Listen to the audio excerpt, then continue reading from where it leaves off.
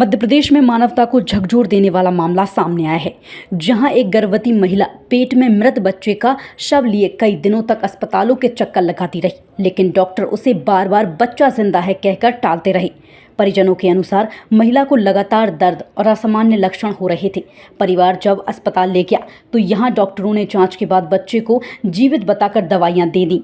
इतना ही नहीं, sonography report तक में सब ठीक बताया गया, लेकिन जब हालत बिगड़ती गई तो परिवार उसे दूसरे डॉक्टर के पास ले गया। यहाँ किए गए परीक्षण में चौंकाने वाला खुलासा हुआ। बच्चा कई दिन पहले ही गर्भ में मर चुका था।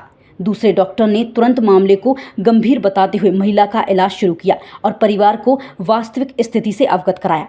मेरा नाम साहिल पटेल है। मैं दत्ताना में रहता हूँ। मेरी वाइफ का पहले महीने से ही डॉक्टर रूपाली महेश्वरी मैम के पास इलाज चल रहा था पुष्पा मिशन हॉस्पिटल में।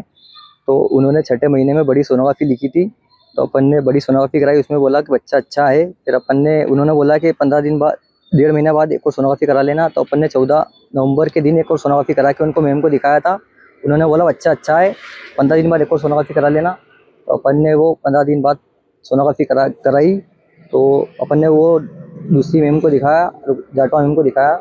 उन्होंने बोला कि बच्चे की डेट हो गई है। तो अपन ने फिर वो 14 नवंबर वाली सोनोग्राफी भी मैम को दिखाई। उसमें भी बोलते हैं कि पहले से उसमें भी बच्चे की डेट हो गई है। वो रूपाली महेश्वरी मैम को रिपोर्ट देखना याद नहीं है, उसमें भी बच्चे की डेट हो गई थी 14 तारीख के दिन ही।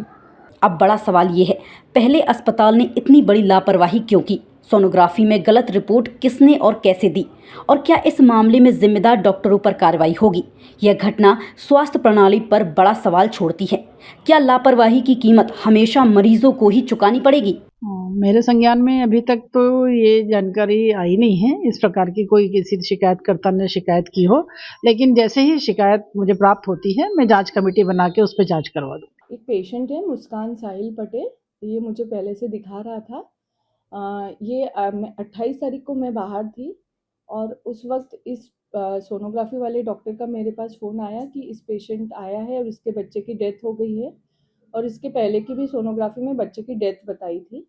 तो मैंने मैडम से बोला कि आप इसको पुष्पा मिशन भेज दीजिए और वहाँ पे इसकी डिलीवरी करेंगे। उसके बाद वो पेशेंट पुष्पा मिशन नहीं गया और फिर 30 तारीख को उस पेशेंट के हस्बैंड का फ़ोन मेरे पास आया था। तो मैंने उनको यही बोला कि मैडम ने जो रिपोर्ट मुझे भेजी थी वो बहुत छोटे अक्षर में थी, तो मैं उसको पढ़ नहीं पाई। और मैंने ये भी बोला कि बच्चे की डेथ हो गई है तो आप मेरे से कल आके मिलिए, अभी मैं ट्रैवलिंग कर रही हूँ।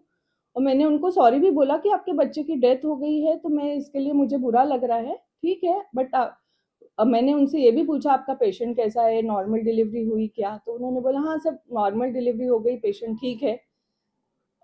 फिर उसके बाद वो पेशेंट मुझसे दूसरे दिन आया और बोला कि आप पैसे दीजिए। मैंने बोला ठीक है, आप पहले बता दीजिए मेरा पर्चा अगर हो कि मैंने रिपोर्ट देख के ये बोला हो कि नहीं आप भर्ती मत हो या आपका बच्चा डेथ हो गया, तो उसके पास मेरा 14 तारीख का कोई पर्चा नहीं है।